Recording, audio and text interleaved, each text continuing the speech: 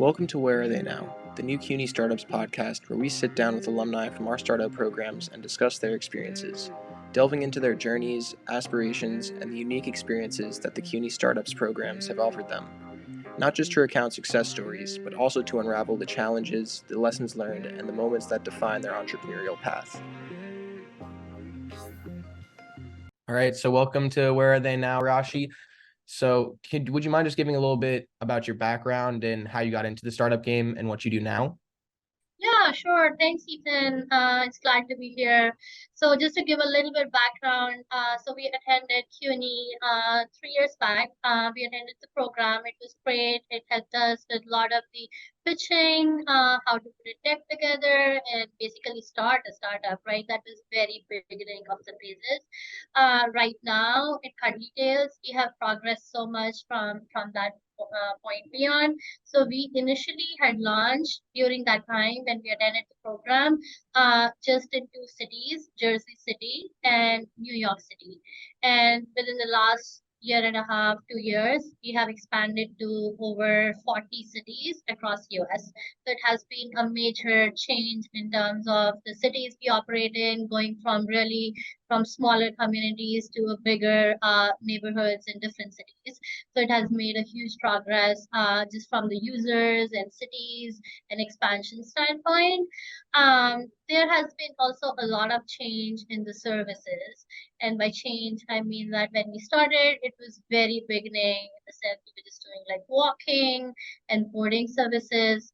And we iterate our product on a regular basis and we get feedback from the clients who are already using it, the pet owners, and the people they know. So we got a lot of feedback on the additional services, that we could offer. So based on that feedback, we had iterated our product to basically include like sitting, daycare, check-in services where sitters can go in and check in on the pets, just for like half an hour if they're looking for that, depending on whatever the requirements is.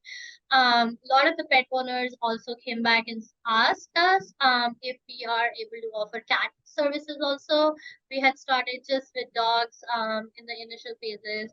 The company name Cuddly Tails. So we started adding that. So that is now also part of the offering that we have. And something that's very exciting that's coming up is veterinary. So we don't have veterinary on the platform right now, but we are introducing 24/7 vet check online, which will be coming soon in next 2 to 3 months. So that's something we are really excited. That's awesome. What do you think your biggest lessons that CUNY Startups help you guys learn and cultivate in your business? What do you think those key values were in coming up in the startup world?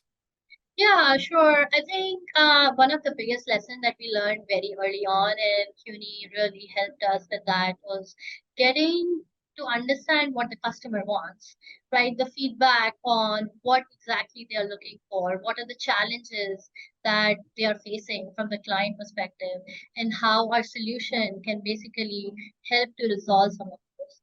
So as part of the program itself, we went to a lot of the dog parks, a lot of the communities where there are pets, just trying to speak to the pet owners and understand what are they looking for and what issues they have right now as part of the existing platform, and Mhm. trying to bridge that gap and build a solution around what the expectation is.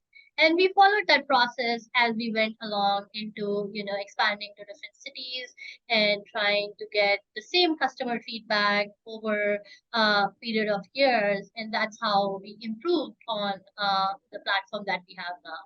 What do you think the biggest struggles were for your business coming up? What were you guys really kind of struggling with before you went into CUNY Startups or maybe even after? Before going to CUNY Startups, it was really an idea. We didn't had a startup, so it definitely helped us with a lot of the beginning aspects that are needed for a startup, like registering your company, having your domain set up, building your website.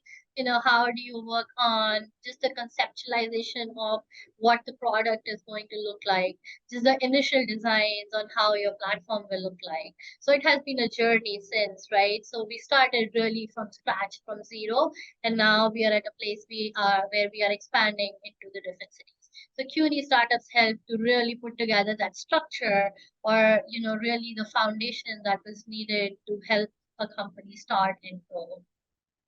Awesome.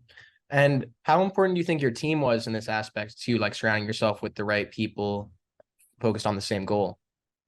Yeah, I think it's really important in the sense that if you as a founder has some skill set, say I am technical and I have a technical degree, I definitely need somebody who can help me with the other aspects of it, like, the fundraising and the marketing and, doing the other operations part of it.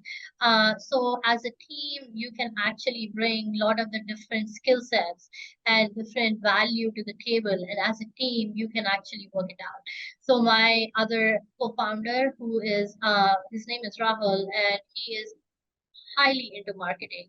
So he had his own marketing firm, and he has a lot of the other clients globally to build their presence in different countries. So that's where he came in, and he has been a lot of the marketing aspects of it, like having a presence on different social media platforms, seeing how we can best get the customers in different cities, having the SEO, search engine optimization, on different platforms like Google, to make sure that when people search, your brand basically comes up and people are able to see the services that you provide. So having a team who have different varied skill sets and the value they can bring to the table, that helps a lot. Mm-hmm, for sure.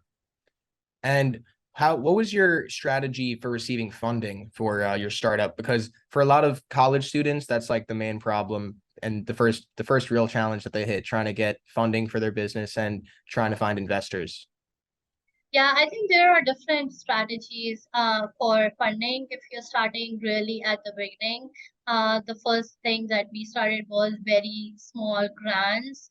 There are a lot of the resources available even in New York City where you can apply for grants for small businesses. You can apply to different accelerator programs. Basically, provide you the initial very pre-seed funding, so they take a percentage of equity and you can apply to the accelerator program and they will give you funding between, I would say 50K to 150K. And then with that funding, you can have the initial very basic product ready and have it to the scaling side of it, right? So, and then after that, it depends, right, what funding space you're in. So accelerator is one source. The other one I would say is friends and family. So we did a friends and family round also. So if you know people who are excited about your product, who have an interest in the industry you're working on, and who have the confidence that you can actually run the company, you can always reach out to your friends and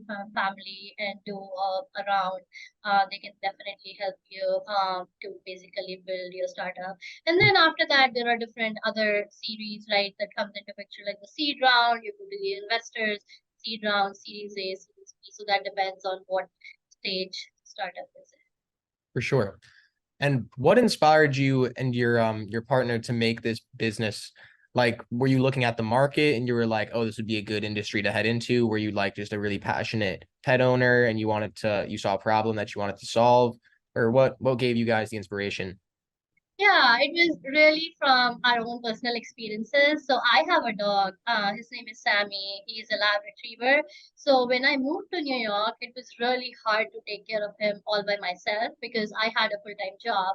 So I really needed somebody trusted to take care of him while I'm away for long hours. And Rahul had a similar issue as well. He also have a dog who's a lab, and it's very hard to take care of your pet when you're traveling or even when you're going for work. You can't leave him alone back at home. So it really stemmed from our own personal challenges that we face while having a pet. And then when you have a pet, you always have other pet owners whom you know, right? So if they also are having the same challenge, that means that there is some gap, or there is some solution that can basically fill that gap to help some of these dog owners. So that's where we started from. And then we started speaking to different pet owners, like I was saying earlier, in different communities, going into different dog parks, in different areas where you can find pet owners, and just trying to understand what are some of the challenges they are facing. So that's where we did kind of the discovery on what our platform should be, what kind of challenges it should be solving for the pet owners. For sure. And what were your most successful strategies for marketing this business and getting it out there to the public? Was it mainly like a person-to-person type of pet owner to pet owner thing like that? Or was it more over like social media? Or how did you guys get the word out about this company?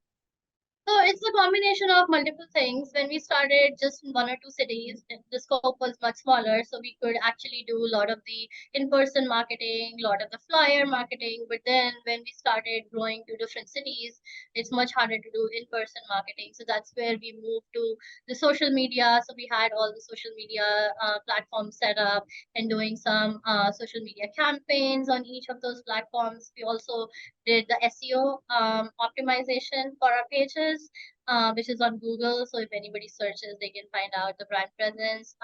So it was basically a combination of multiple things. We also did a lot of the referrals, like pet owners have a lot of other friends whom they want to refer, so they can do a referral and they can get some discount. So it's basically a different combination of those different marketing strategies depending on which city it is, right? If it's a smaller city, it's much easier to do in-person marketing and even some card-based marketing. But for bigger cities and expanding to multiple different cities, it's more on social media. Awesome. Well, this has been really awesome. I just have one more question for you before we can wrap this up. Yeah. But what advice would you give to students in college aspiring with their own startups and trying to make it with their startup while also doing school simultaneously, or students coming straight out of school? I would just say that just go for it. Take some action. Go start it up. Try it out. If it doesn't work, it's okay. You can still go to doing another idea. Just be persistent with the effort that you're putting in, and it will definitely help you learn along the process as you grow. Awesome. Well, thank you so much, Rashi. I really appreciate this. Thank you for letting me interview and give me your time like this. And I wish you luck on all your future endeavors Thank you. for sure.